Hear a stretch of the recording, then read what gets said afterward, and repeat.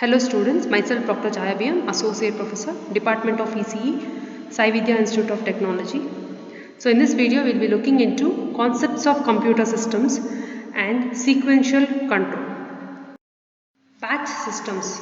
Batch is used to describe the processes in which the sequence of operations, this is very important, sequence of operations are carried out in order to produce a product. So this sequence can be repeated for many batches.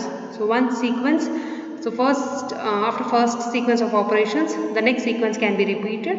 After the first sequence and second sequence, and for the third sequence, if needed, we can change the compositions. We can need to change the compositions at different runs. It is possible. So basically the specifications of the product may be changed at different runs as mentioned, and we need to talk about batch size, which is given by operating time by setup time. Operating time by setup time. What do you mean by operating time? It is the time during which the product is produced. So this is called as an operating time. So and we also have a setup time. So setup time is the time taken to prepare the equipments for the next production batch.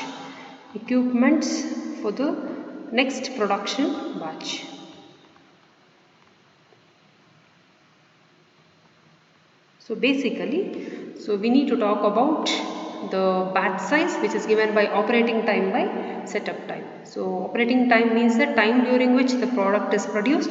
Setup time will give you the amount of time taken to prepare the equipments for the next production batch. Next we have continuous systems. So these are systems in which all the productions may be maintained for long periods of time without interruption. Hence we call it as an continuous. So without interruption, this plant will be processing maybe for several months or years. So example what we can consider here is an catalytic cracking of oil. You can say crude oil. So where it is entered into at one end and various products or fractionals are removed on the other end.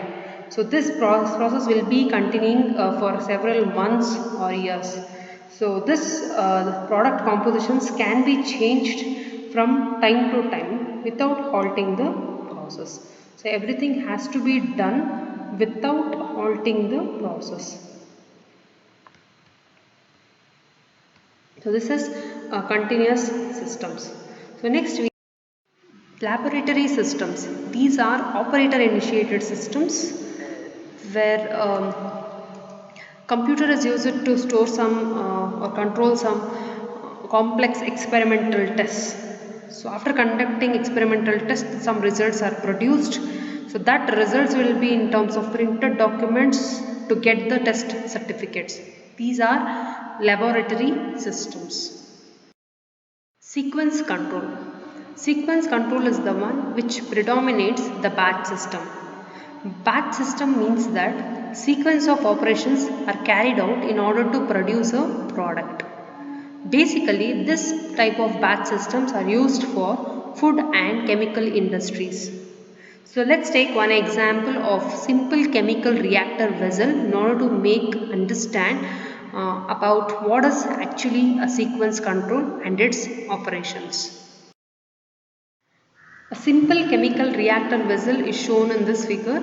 So we need to understand what are the various procedures for operations of chemical reactor vessel systems that may be as follows. The first step is that open valve A and charge the chemical 1 into the chemical reactor vessel. This is a chemical reactor vessel. So once the correct amount of chemical has been admitted, close the valve A. Follow the same procedure for admitting or charging chemical 2. So open valve B, charge chemical 2 into the chemical reactor vessel. Once the correct amount of chemical is being admitted, close valve B. Now start the stirrer to mix the chemicals together. So for the reactions to happen, we need to do two things. One is to switch on the three-term controller, that is temperature controller, temperature transducer and pressure transducer, and by supplying a set point so that the chemical mix is headed up, okay, to a required reaction temperature. For the chemical reactions to begin, that is inside the reactor vessel, switch on the or turn on the valve D in order to supply hot water which is surrounding the entire reactor vessel. So monitor the reaction temperature. When it reaches the set point, start the timer to time the duration of the reaction. Now when the timer indicates that the reaction is complete, so first you have to switch off this three-term controller, and then you also need to switch off this stirrer. So once the chemicals reaction is complete, we need to pass cold water supplies in order to surround this particular reactor vessels. So once the reactions are cooled down, you need to check temperature again, and once everything is done, you need to open valve E to remove the product from the reactor. So if the operations what we mentioned now is in case if it is taken care by the computer, so all these actions and timings would be based upon the software. So this is an basic sequential operations for chemical reactor vessel. The same procedure for the operations of the system may also be explained here step by step. So this ensures that all the sequence of operations are to be carried out in order to produce a product. Typical chemical batch process. So in this plant we can see there are two reactors, reactor 1 and reactor 2. Correct? We can see two reactors, so that are used alternatively. So instead of only one chemical reactor vessel, we have two chemical reactor vessels which can be used alternatively. While this is doing one job, this will be doing another job. So that the processing, for example, the processing of preparing for the next production batch and cleaning up after the batch can be carried out in parallel with the actual production. So one will be doing the cleaning of the entire reaction plant while other will be processing.